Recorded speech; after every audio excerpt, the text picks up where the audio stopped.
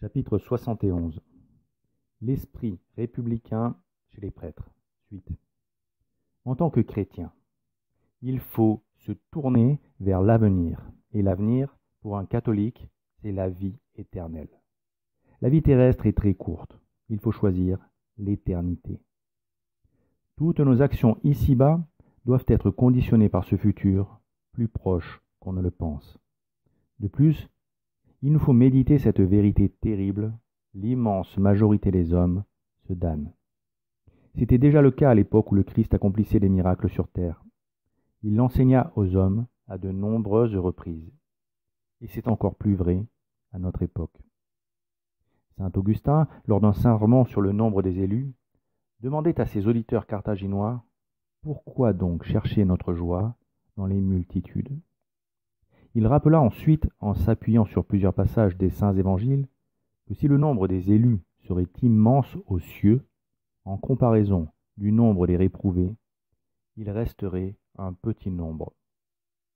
Comparés aux réprouvés, les élus sont en petit nombre, tandis que, considérés en eux-mêmes, ils formeront une quantité considérable lorsque le vanneur viendra, le vent à la main, nettoyer son air, serrer le froment au grenier et brûler la paille au feu inextinguible.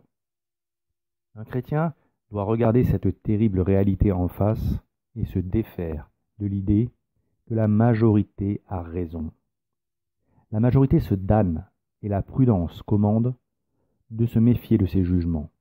Cependant, le système démocratique n'est pas mauvais en soi, dans le sens où, en théorie et en théorie seulement, il pourrait être le meilleur système à condition que les hommes soient bons.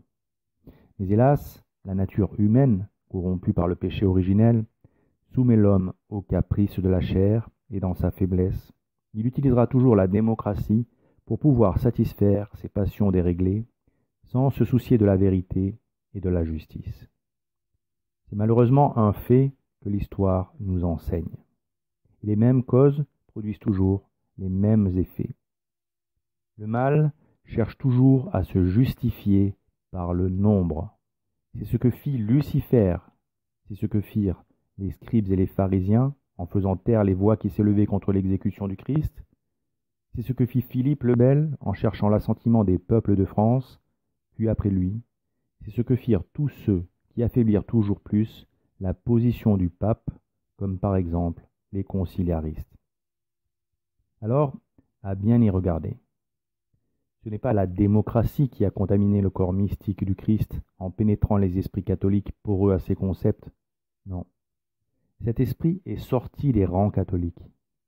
Ce sont eux qui l'ont privilégié, en se rebellant contre la société que le Christ avait mise en place par le biais de son Église, qui avait désigné ici-bas un lieutenant de Dieu ayant juridiction pour défendre l'Église et non pas pour s'en servir, en affaiblissant la position du vicaire du Christ.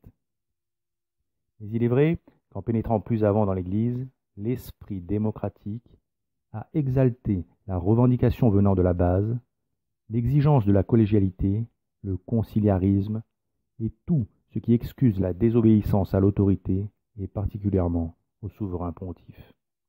Cet esprit orgueilleux de rébellion qui reprend le cri de Lucifer non serviam et exalte l'individualisme parce qu'il coupe du corps mystique les membres qui sombrent dans l'orgueil de se croire supérieurs aux autorités désignées par le Saint-Esprit. Ce mauvais esprit a donc fini par pervertir la compréhension de la sainte doctrine chez certains théologiens qui ont créé une fausse religion si attractive qu'un grand nombre de catholiques l'ont adoptée. Marie-Julie Jahenny, la stigmatisée bretonne, entendit le Sacré-Cœur lui dire au sujet de cette fausse religion: « Je vois entrer dans cette religion coupable, sacrilège, infâme, en un seul mot, semblable à celle de Mahomet, j'y vois entrer des évêques. Je les y vois marcher, la tête levée, le cœur, sans aucune réflexion pour moi et pour les autres âmes qui pleurent dans la désolation. En voyant ces évêques, beaucoup, et à leur suite, tout le troupeau tout entier, et sans hésitation, se précipiter dans la damnation de l'enfer, Mon cœur est blessé à mort, comme au temps de ma passion. Il en reste si peu, que si je vous en disais le chiffre, vos cœurs en resteraient inconsolables. Mais aussi, les disciples, qui ne sont pas de mon évangile, seront en grand travail pour refaire à leurs idées, et sous l'emprise de l'ennemi, une messe qui renfermera des paroles odieuses à mes yeux. Et enfin, l'Église sera privée du chef suprême qui maintenant la gouverne. Pour un temps assez long, l'Église sera exilée de toute prière, de tout office, exilée de Dieu et de ses élus. Le Concile de Vatican II et la naissance de la contre-Église qui en a découlé ne nous montrent-ils pas la réalisation de ces prophéties? Marie-Julie Jahenny prophétisa aussi que la religion chaque jour s'affaiblit. Bientôt, elle sera désertée presque par toute la terre. Mais elle régnera quand même dans des âmes isolées, poursuivies, frappées cruellement et sans pitié. Il n'y aura plus de sanctuaire. Les vrais prêtres seront en nombre très petit. La plus grande partie du peuple vivra comme autrefois, sans prêtre, sans messe, sans réception du corps adorable. Les grands artisans de cette désolation sont les exterminateurs qui se succèdent au Vatican depuis 1958. Monsieur Angelo Roncalli, le candidat des loges, identifié comme tel par le président Auriol, lorsque l'évêque s'agenouilla devant lui en signe de soumission pour recevoir sa barrette de cardinal, cherchait avant même son élection à faire lever l'excommunication qui pesait sur la franc-maçonnerie et qui pèse encore sur la franc-maçonnerie pour faciliter son action dans une société qui était encore majoritairement catholique.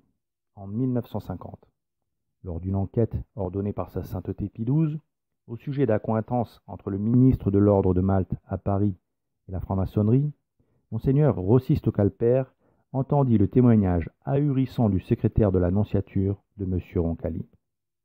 Outre le fait que ce dernier définissait cette société secrète comme l'une des dernières forces de conservation sociale qu'il y ait au monde, et donc une force de conservation religieuse, alors que le Sacré-Cœur, lors d'une de ses apparitions, avait dénoncé ce fléau comme étant la compagnie de Satan, il encensa ensuite le ministre de l'Ordre de Malte, qui avait su faire comprendre à la nonciature de Paris, c'est-à-dire à M.